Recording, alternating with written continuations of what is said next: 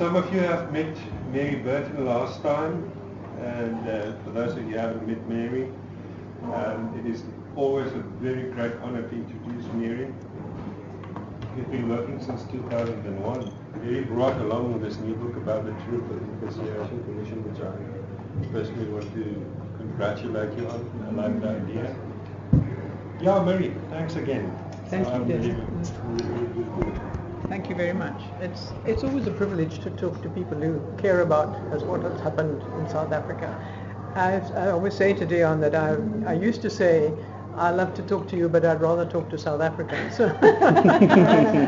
But because many South Africans don't really want to know about our transition process and our history and so on. But I'm finding that is changing, which is a very good thing.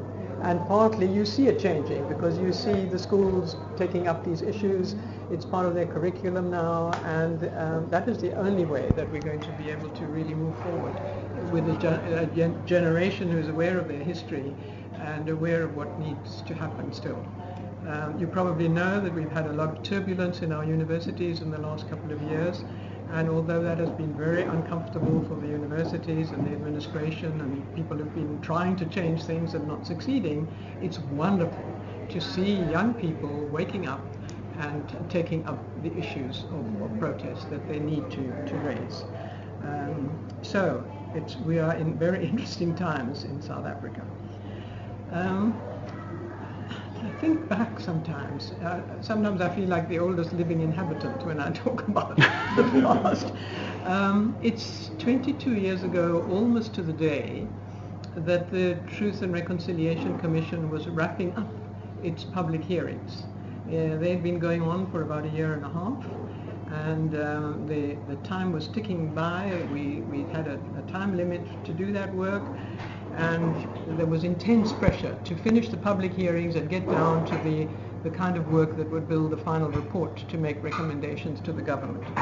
And so in May 1997, I think we had 11 public hearings during that month in different places all over South Africa, small towns, Cape Town, Johannesburg as well, and everybody was at full stretch. And it was a very painful time for the country as we came to terms with the high cost that people had paid, both under the apartheid government and also during the conflict between the liberation movements and the government. So it was a very intense period. And then came the time when the report was written and handed over to President Mandela almost at the end of his term of office. And then we expected that those recommendations would be followed, that there would be a follow-up from the Truth Commission. And all the violations that we had heard about and all the people who had applied for amnesty for having been involved in those things. And it took years before the government even talked about what kind of reparations might be made, what kind of processes might be put in place to build reconciliation, and even more years to deal with the people who had not taken the opportunity to apply for amnesty, but who were clearly guilty of horrendous violations of human rights. And to this day, there have been hardly any prosecutions. Wow. What is very exciting at the moment, and again it just shows how history takes a long time to do the things that you think are needed so urgently. Just this week, the family of Ahmed Timol have succeeded in getting the state to reopen the inquest into his death. Ahmed Timol was one of the first people to die in detention in this country. And the official story is that he jumped out of a window. None of the family believes that he would have done that.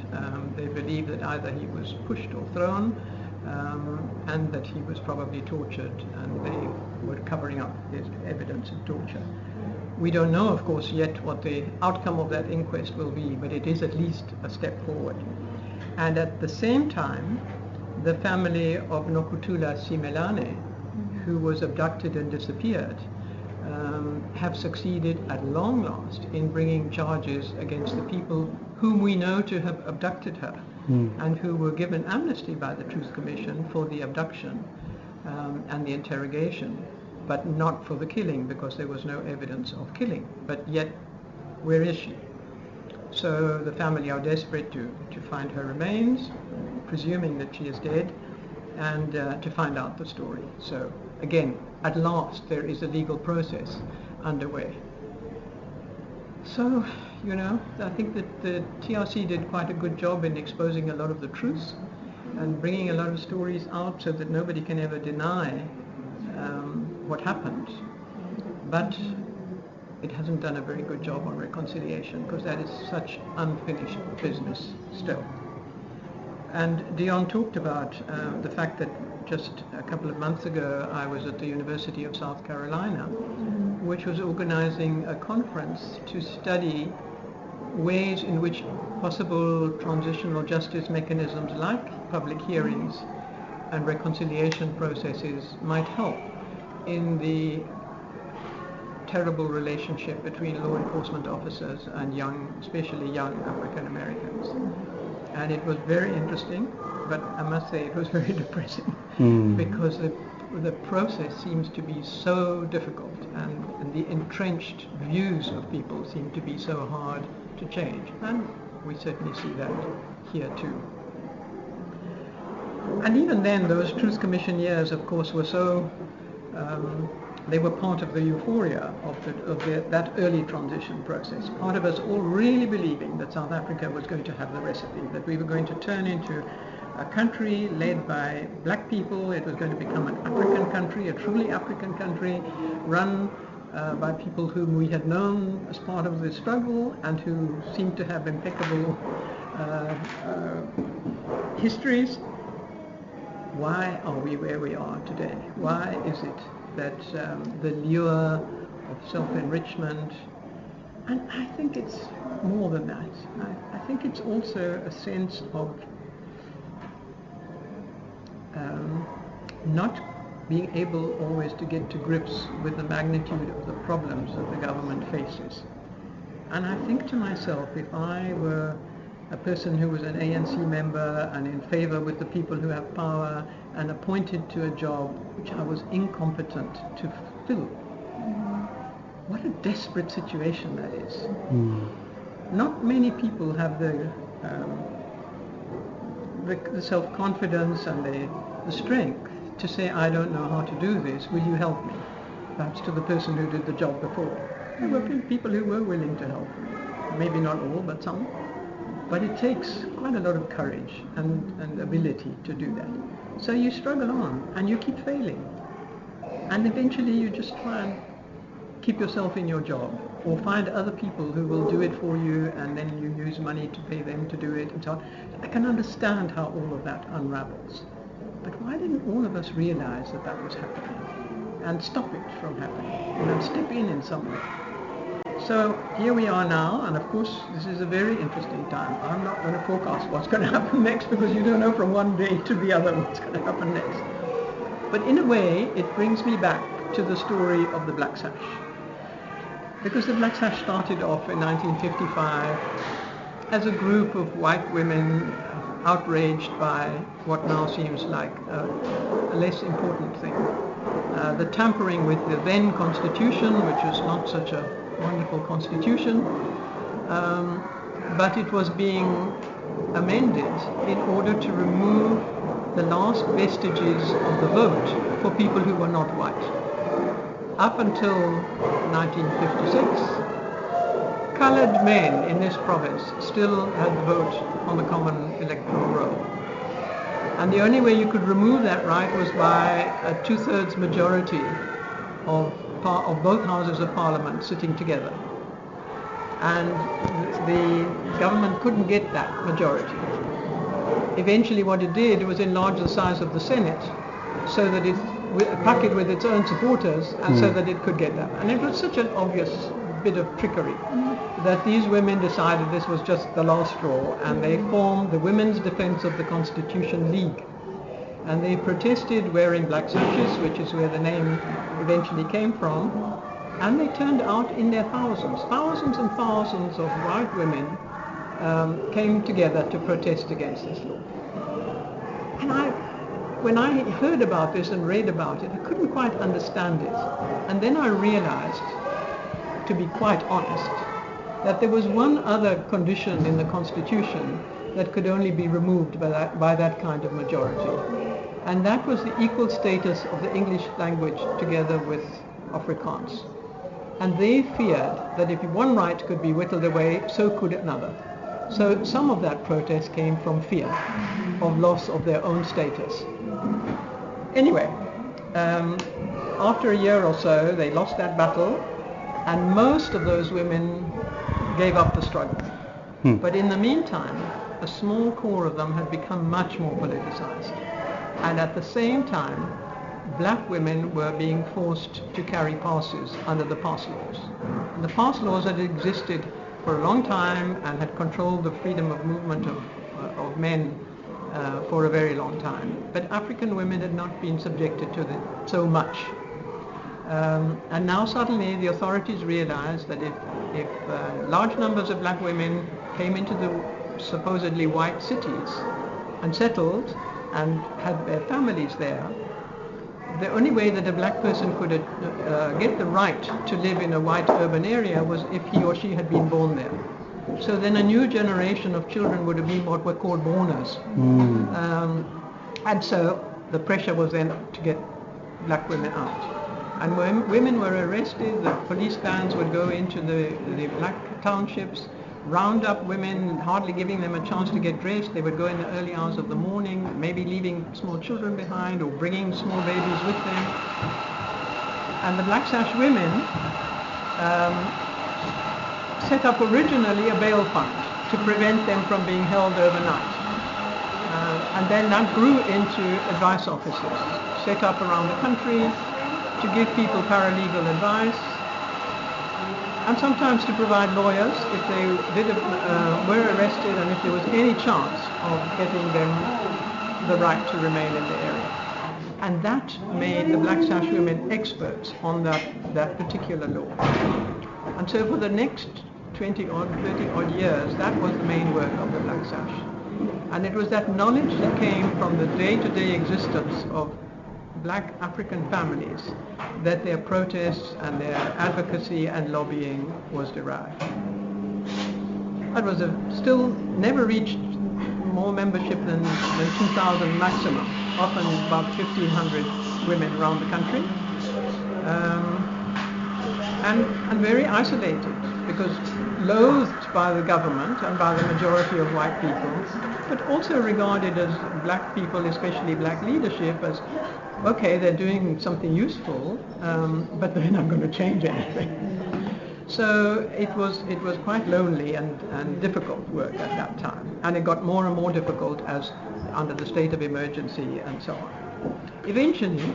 And where was the majority of the women based? Were they here in Cape Town or Johannesburg? There were probably about the same number of members in Johannesburg and Cape Town, and smaller groups in Durban and Pietermaritzburg and Port Elizabeth, but no longer the women in the sort of farming towns and the mining towns who had first come to join the Black Sash. Oh, so they were the initiators? No, but they belonged to it. They supported. Oh, I see. think those women in the rural areas found a kind of, it must have been quite difficult to live there if you were the wife of a farmer or the wife of a mining person. And here now was a group of women who were activists and inspiring and so on. But it just got too difficult. They were too isolated and it was too hostile.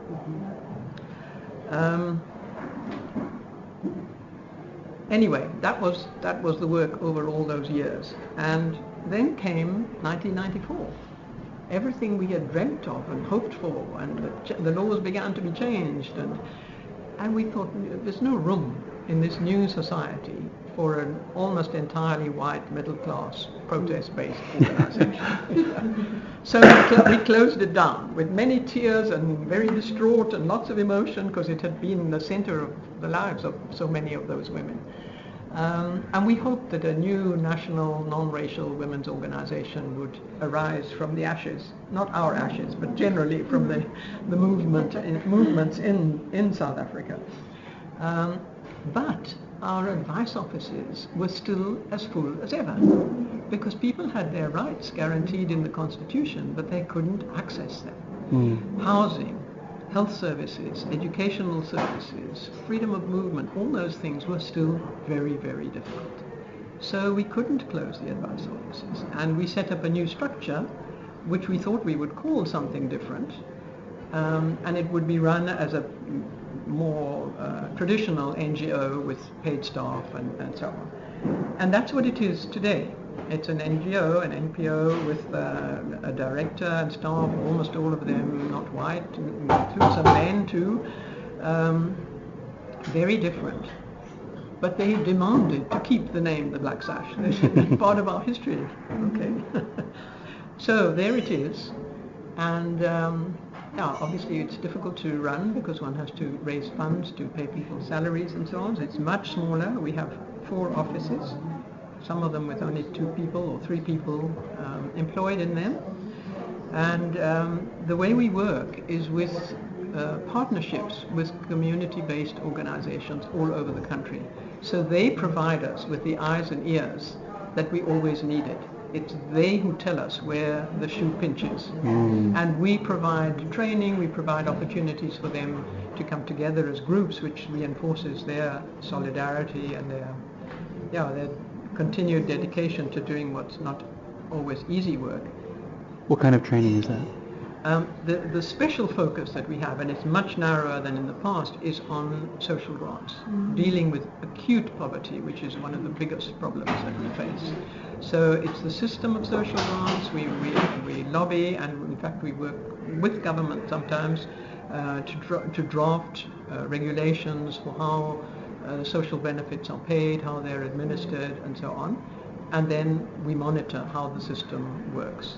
And so the training is equipping people with what the laws and the regulations say, bringing them into the center so that they can testify to what they see and do, and help also in doing the advocacy work themselves, so that we don't become the owners of the advocacy stuff, which is what they feel brings about the change. So it contributes to their work. So. And I love a story from a place that I didn't even know existed, a small town in the Northern Cape called Hartwater, where one of our partners rang us up in great excitement. He had witnessed a pension payout where the people who were receiving the pensions were receiving less than they should get. And obviously the paying officer was keeping some of it back. And people can't always read and write. They sometimes have to sign a receipt with a thumbprint and so on. And he was very incensed. And so he rang up the nearest local senior office of the Department of Social Welfare and said, I am a Black Sash monitor, and this is what I have witnessed. And they sent out straight away 2 people, got rid of the corrupt pension payout officers, and he was so thrilled at the immediate success that he doesn't always work like that, but it was wonderful, wonderful when it did. And I'm not sure how much you manage to keep up. I know you do watch things happening in South Africa, but the system that pays out the social benefits is called SASSA, South African Social Security Agency. SASSA falls under the Department of Social Welfare, and they don't have the capacity to actually manage the payment of the pensions, and they have contracted out the work to an organization called Net1, or rather to Cash Paymaster Services, which is a subsidiary of Net1. Net1 is a multinational. It's on the New York Stock Exchange, it's on the London Stock Exchange, and it has recently declared huge profits for its last year of business. And it devised the system to pay people's grants, which is a very good system, with a bank card. So you get a special bank card, and your pension is paid into your bank account, and you can go even to a small shop in a rural area and draw out your pension. The trouble is that Net1 has not only Cash Paymaster Services, but a whole lot of other companies who sell life insurance and cell phone time and a whole lot of other things that you can buy And by the time people come to draw out their pension, they've had deductions made from it for all of those things, which they may or may not have consciously bought. And what we have discovered through all the monitors and through the Black Sash offices is that there are thousands of people who have not ordered those things, or who were in some way tricked into it, so that they may have got an order somehow or some way. Anyway, we have fought that case all the way to the Constitutional Court. The Constitutional Court decided that this was an unjustifiable thing to have allowed, and have given the department and Cash Paymaster Services a year in which to get it straight. Obviously, you can't stop the pension payments at the moment, so we are still in the process of trying to get the government to change that. But it's been a fantastic victory, and it's brought the Black Sash back into the media after years of people saying, "Oh, is the Black Sash still alive?" So it's been, but it just shows how that constant vigilance at the level where people suffer the most is what brings about the change. And on the television coverage of the Constitutional Court hearing, I mean, we are so proud of our Constitutional Court. It has protected us from so much, and we have these wonderful judges, and every now and then we think, are they still going to have that integrity that we depend on so much? But so far they do, and they sit in this semicircle in their most beautiful robes, and in the audience were dozens of people brought by the Black Sash and its community partners to sit in the court, all wearing orange t-shirts saying "Hands off our grants," which is the name of the campaign. So there they sat, all these men and women, elderly and young, and I don't think the Constitutional Court had ever seen anything quite like it. So we were very, very proud. I think maybe I'll stop. I think you probably don't want a lot of sort of detail about the Truth Commission, but if you do, let me know and we can go that route. Can you remind us what your position was with the commission? I was one of the 17 commissioners. President Mandela had, the legislation had laid down between 11 and 17, and he opted for the 17, which maybe was a bit unwieldy and was certainly expensive. But what it did do was reflect the sort of diversity of South Africans. So there were people of every color, there were 8 women, there were people of different faiths, clergy, and there were lots of lawyers and quite a few medical people and so on. In your role specifically? The Truth Commission had 3 main committees. Right. The Gross Human Rights Violations Committee, and that's the one that I served on. The one that heard the amnesty applications, and the one that recommended to the government reparations and rehabilitation mechanisms. So the committee that I worked on took statements from about 22,000 people about violations they had suffered or their families had suffered, and had to make findings in each case and be able to corroborate the stories. And according to the legislation, we had to make a finding that this person had suffered a gross human, and if they had suffered a gross human rights violation, then they were eligible for the reparations process. And I was claiming that the TRC did well on telling the truth, and a lot of the truth came out of that statement-taking process. Only a small proportion of those people testified in public, but the record of all those stories is there.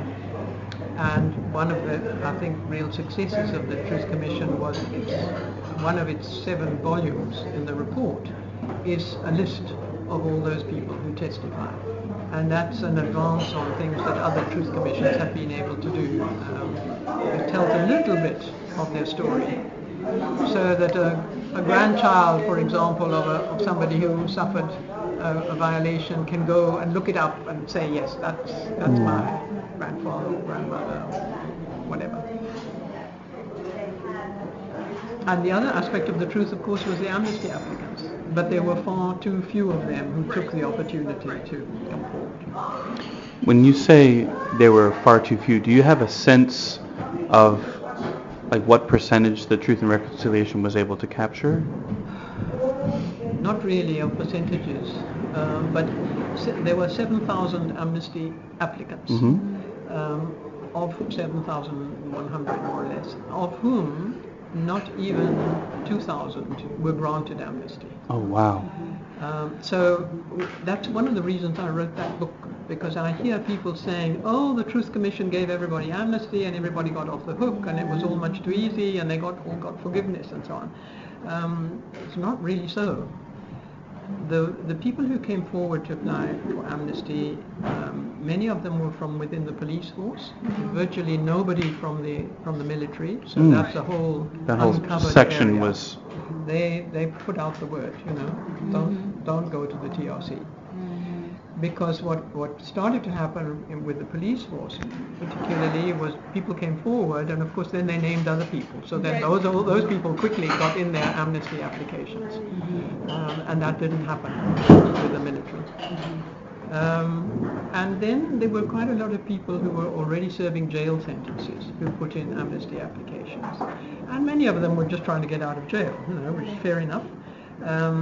But many of them had committed things like robberies which didn't fall under the TRC.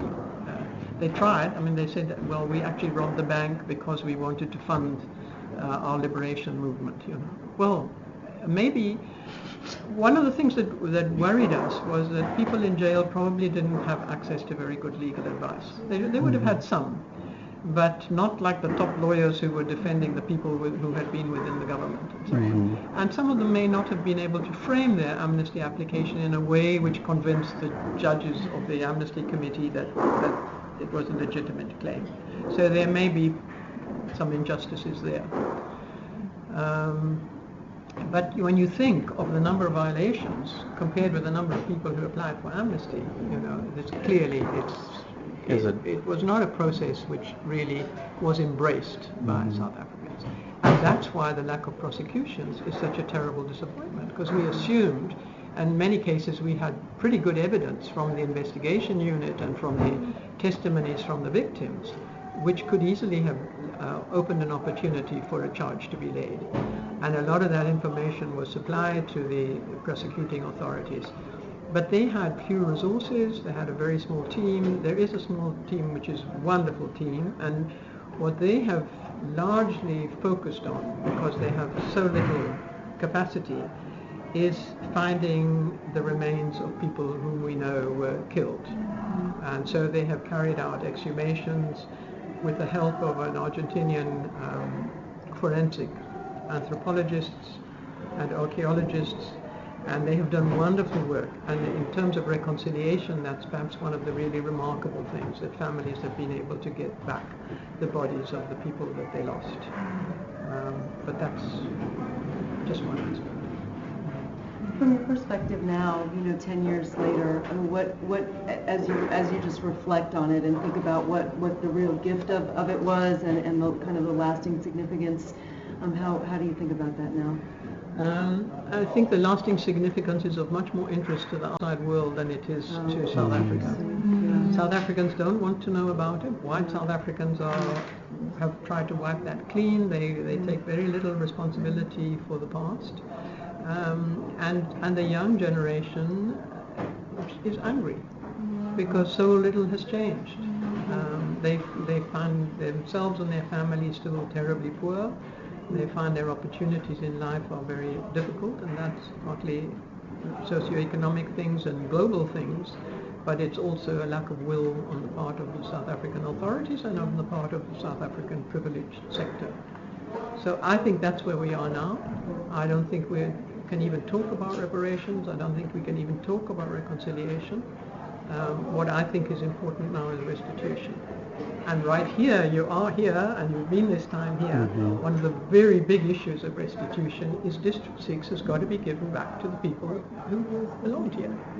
And there is a District 6 working committee, there's this committee, all working extremely hard and excitingly at the moment, because there are various irons in the fire and legal processes that are happening to try and get the area proclaimed as a national heritage site, which would at least mean that we could not continue to allow developers to encroach on the land, And so whatever land is given back is going to be much less than was taken, but at least we could have something out of it. And so restitution is really the issue now.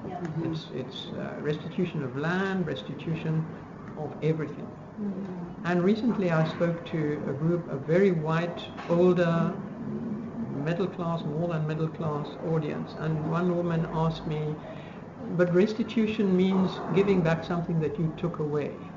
I didn't take away anything from anybody. Yep. You know? And I said, look, none of these words are actually any good. Reparation, reconciliation, whatever it is, it's not the right word, but those are the words we have. To me, as a white person, every day I live on the benefit of what somebody else has paid for because they didn't get their share of it. I live in a white area that has good services. My neighbors complain like anything if the people don't come and mow their sidewalk lawns and sweep their gutters and what have you. Other people don't have roads, they don't have services, their water gets cut off, whatever. And that's nothing has changed. In fact, things are worse maybe than they were before. Maybe because there are lots of demands on the fiscus. We have to give back. And again, giving back is not the right word, but anyway, we have to do that restitution. And it's beginning to be, there are wonderful things happening. Have you been to the castle? Is that part of your itinerary? The castle is a fascinating place. This military bastion right in the middle here. And it is transforming itself. It's a place of reconciliation. It brings another place that the school kids are going to. It's having, the last time I went there was for a restitution conference, which was completely taken over by a group of people who are now seeing themselves as a First Nation. It comes from your country, the idea. They were people who were here in Cape Town when the first settlers arrived here. And it's their land and their history and their rivers and their fields. And Kirstenbosch is very beautiful, but it wasn't the settlers' Kirstenbosch. It belonged to the people who were here. And they are making their claims in a very large... So it is very interesting. But we have a very long way to go. And in the meantime, our taxes have been stolen with the corrupt government. So those are the battles that we are fighting now. What do you think removed the teeth from the prosecution? Was it lack of funds? Because you said that the group that's doing the investigation is very small.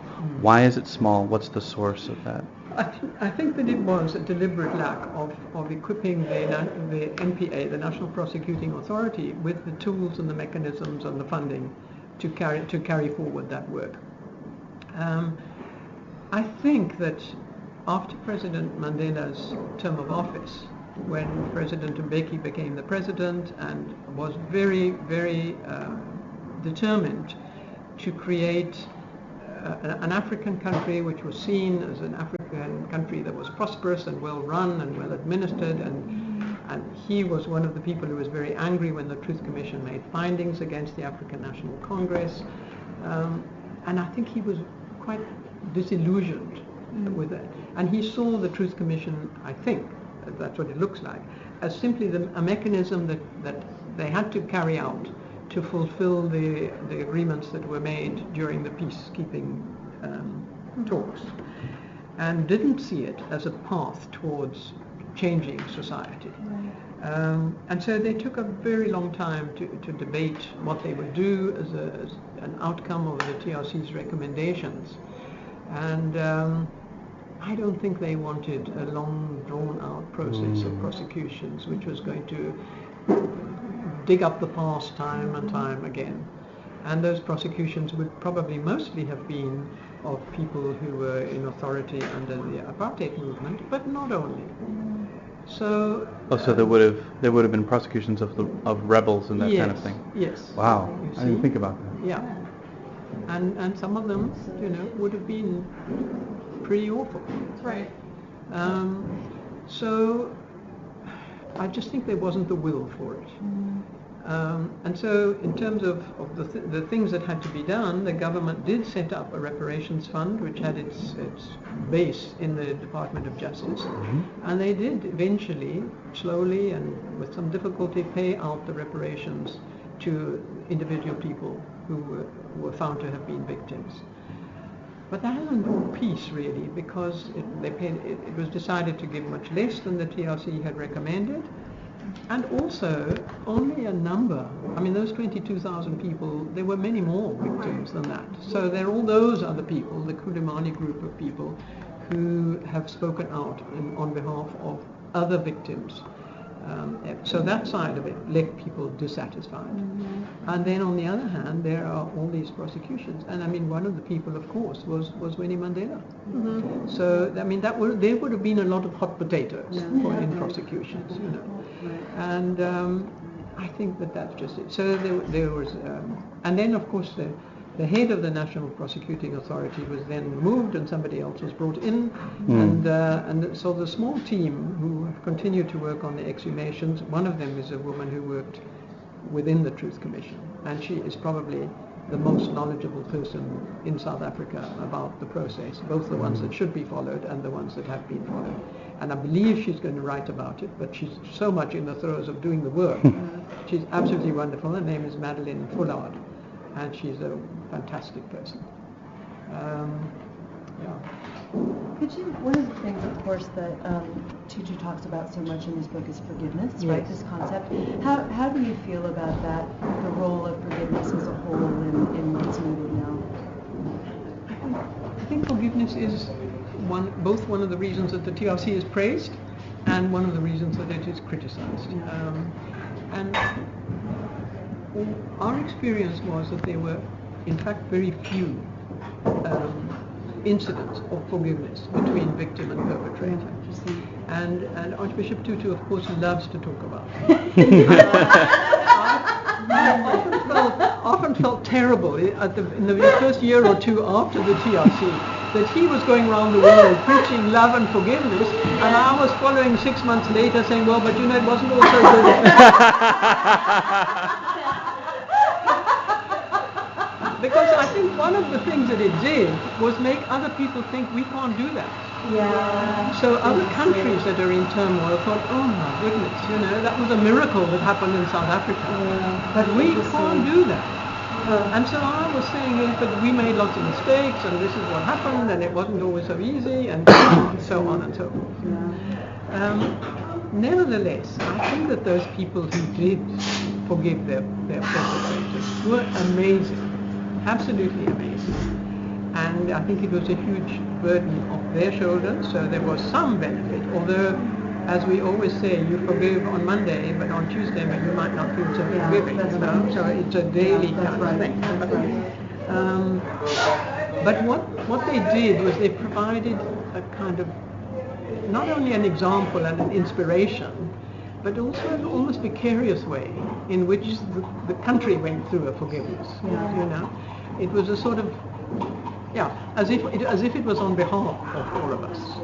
And I think that was a very wonderful thing at the time. There was that sense that, okay, I can't do that. I'm not ready to do that. But the fact that somebody else can is really special.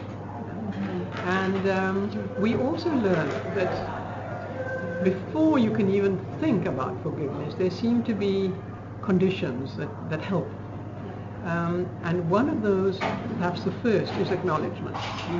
Acknowledgement, and this happened in other countries as well, acknowledgement by the state or by some kind of official body or by Archbishop Tutu that, you know, that people believe you, that what happened to you was real and that you suffered from it, or instead of, oh, it's all lies or people exaggerate, which is usually what is said in any country that has gone through that process. So that acknowledgement, that official acknowledgement is important and gives people dignity and respect. But if the perpetrator acknowledges what he or she did, that's another step forward too, and that opens the door for that kind of personal encounter. And then if it comes with an apology, because a lot of the people who applied for amnesty didn't apologize. And there was anger about that, but I think it's a good thing that they weren't forced to apologize, because if they had, they would just Would have been fake. Yeah. So when they did apologize, you believed it, you really did. And then the next thing, I think, is atonement. So again, you get the official atonement through some kind of reparations process. But if the perpetrator offers something, again, that makes a very big difference. And often in the South African context, what the perpetrator could offer was the truth. So it helped to lead people to a body, or it helped to lead people to a story about what had happened. So the Black Sash is, at its origin, a protest organization. Yes. Is there any kind of solidarity with any of the groups? I know there's a lot of administrative support, but is there any solidarity on the ground of people protesting for fees must fall or for housing today? Do you or anybody else show up and say, we stand with you? If we do, it's not as the Black Sash. Because the Black Sash as an organization now is a small body run by a trust. It doesn't have a mechanism to decide which one we would support or how we would support it. Or there have been moments, but mainly on the social grants aspect, where we've had protest demonstrations, but very few, and we struggle to decide how we fit in to the nationwide protests. And the Black Sash membership keeps arising from the woodwork and insisting that it wants to go out and stand with its Black Sash. I keep saying yes, but that causes all sorts of difficulties for the new organization, which then gets media queries. Why are there Black Sash members jumping up and down and dancing the toy outside the Gupta household, or whatever it is, you know? And sure, they have been doing that, putting on their Black Sashes and joining in the crowd. Don't the supporters and the funders of the organization recognize that it was a protest organization? Like, But the organization has changed, right? Yes. So it was a protest organization, but now since it functions as an NGO. That's right. And unfortunately, it also comes with financial baggage. Right. Because that's maybe one of the reasons why you wanted to foundations- change the name. Yeah, American foundations won't fund something that is looking for, as accused of looking for regime change, but in many cases.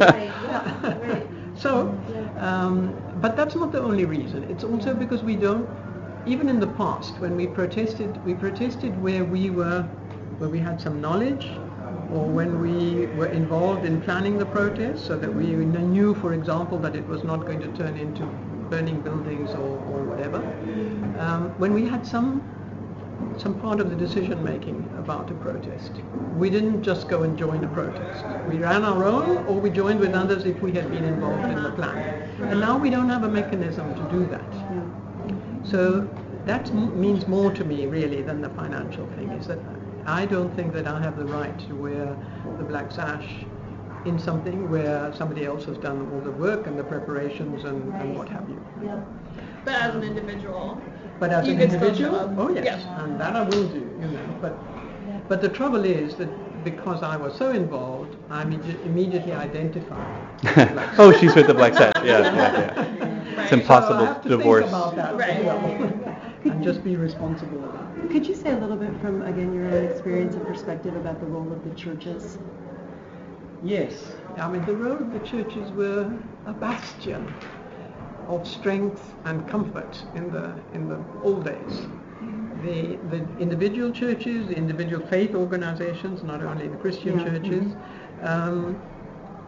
were wonderful in terms of solidarity, in terms of leadership, in terms of financial support, in terms of practical support. Really? Yes. White and black churches? Yes. Oh yes. Okay. Yes. I think for me the first encounter of that was in 1972 when there were major student protests here in the center of Cape Town, and the student protest was broken up by the police very brutally, and the students charged into the cathedral, and the police charged after them into the cathedral and were beating them up in the cathedral. So that certainly brought everybody, all the clergy out in protest. Oh. And then protest marches in the 70s and 80s, and well, there are a lot of people who would say that a huge protest march in Cape Town in late 1989, led by Archbishop Tutu and by the mayor and by a whole lot of people, by then everybody was marching, that was the beginning of the change. It certainly was already then under President de Klerk, and the word was that President de Klerk had told the police to stand back, and the march took place. It was a very emotional moment. But also practically, the South African Council of Churches was a major force. It protected detainees, it kept lists of people who had disappeared, well, people who had died in detention and so on.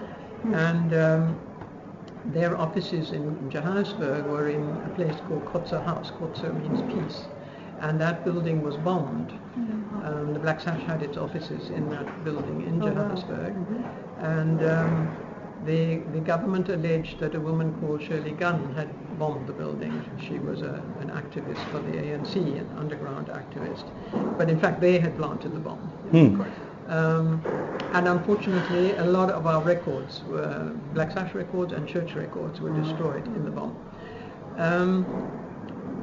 But also, the South African Council of Churches had regional offices. So here, the Western Province Council of Churches was also, not, as I say, not only during in terms of political conflict, but practically when the government was destroying people's shacks in places like Crossroads and other shack settlements.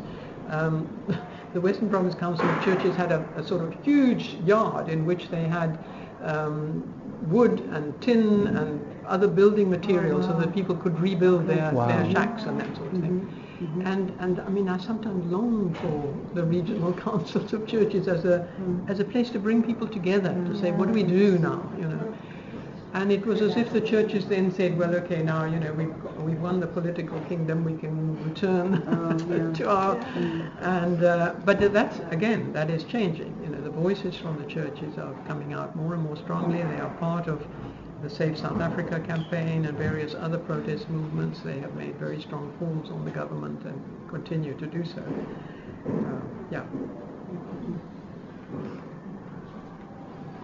My husband is busy composing a motion to be taken to the Anglican Synod in August. What's the motion on? It's to do with the possibility of supporting a basic income grant for the poorest of the poor. That's amazing. We have no unemployment pay for people who have no jobs. There's no safety blanket like that. At the Apartheid Museum, I learned, I saw a giant map that was created by the Black Sash that showed the forced removals. Where did the money for that kind of project come from at that time? Well, the Black Sash was originally funded only by its membership and funds that it could raise. So people paid subscriptions, and we had all sorts of fundraising activities. But in about the early 1980s, we realized that we couldn't function any longer on that kind of budget. So we started applying to different foundations and so on. And we were granted funds from the Ford Foundation and various other American foundations, and particularly from the Scandinavian countries, and from Germany, the German churches, and from the Netherlands. And some of that funding has continued to come in, but much, much less, because after 1994, they thought the work was done. Yeah, they thought the work was done, and they also, I think rightly, said South Africans must pay for this.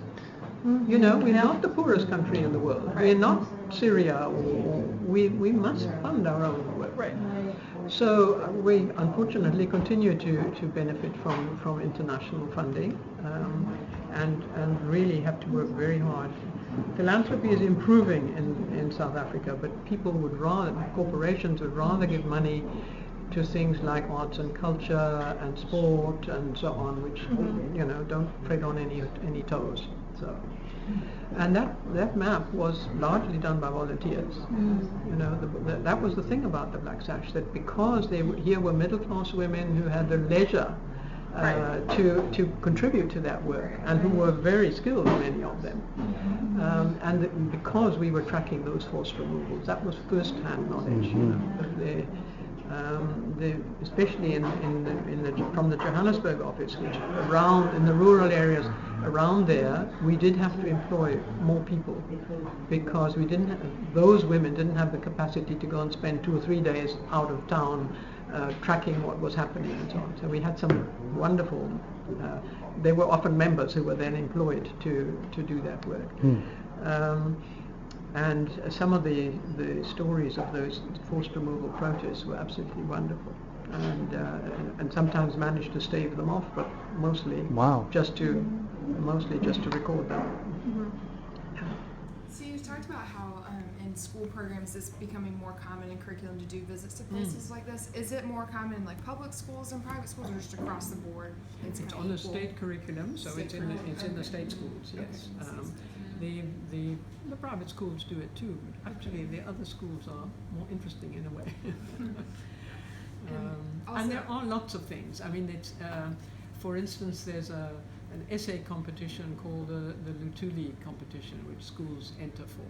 And so all, especially schools that have been quite disadvantaged will be very thrilled if their students get an award in that sort of thing. So there are lots of things like that, which is very good, because I think one of the things that has pushed the university students is that lack of any recognition of their history and their experience as part of what they are taught at university. I'm wondering if you could give us a snapshot or a story from your experience in the TRC.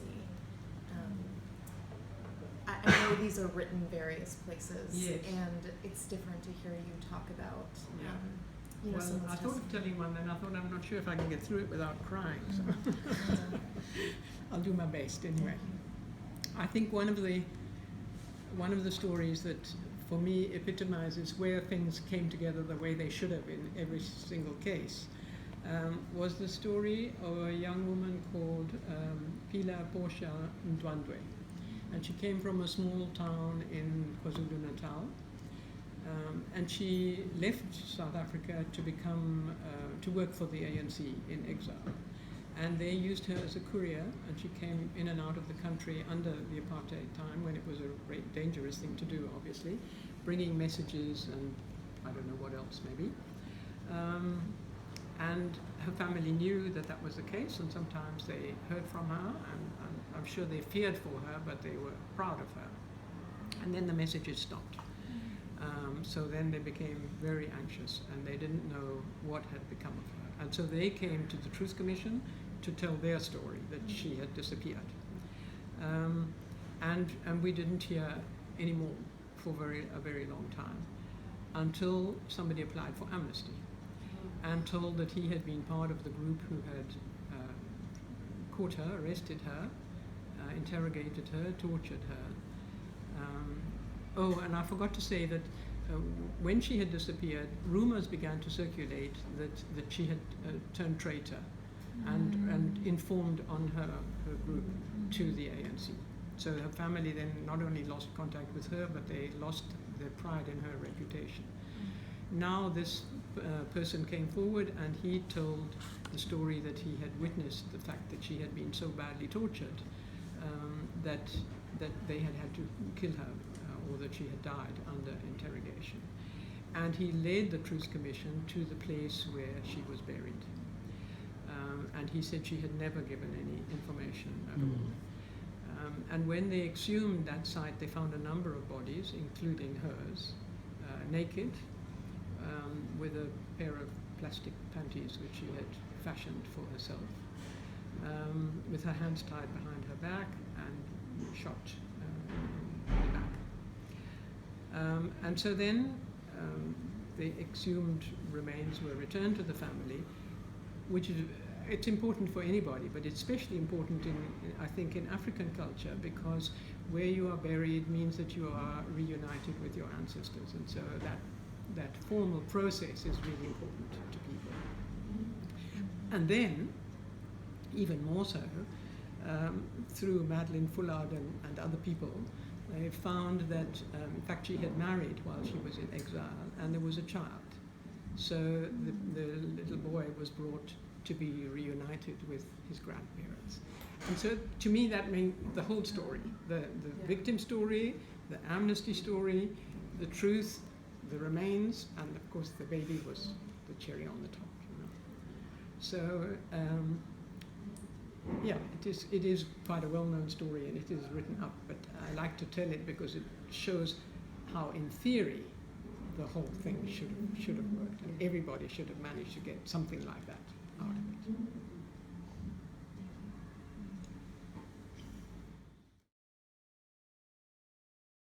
Go in thinking, now I'm this big powerful white person, I'm going to tell you what to do and how to run your school or whatever it is.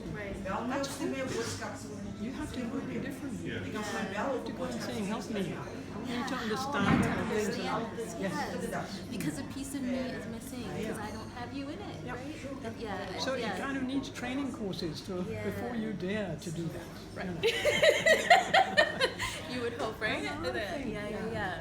That's really. So, yeah, and we always have this conversation about how the church does have the words and they have the knowledge to give, like, the world in a lot of ways about what it means to really be with one another. yes. You know what I mean? Yes. And whole. And it has a safe space for people. Right. So that you can actually say to somebody in that space, look, come on now, if you're going to go in that attitude, you're not going to get anywhere. Right. Whereas if you say that at a meeting, Right. you don't know where that person is coming from and if they can hear what you're saying to them.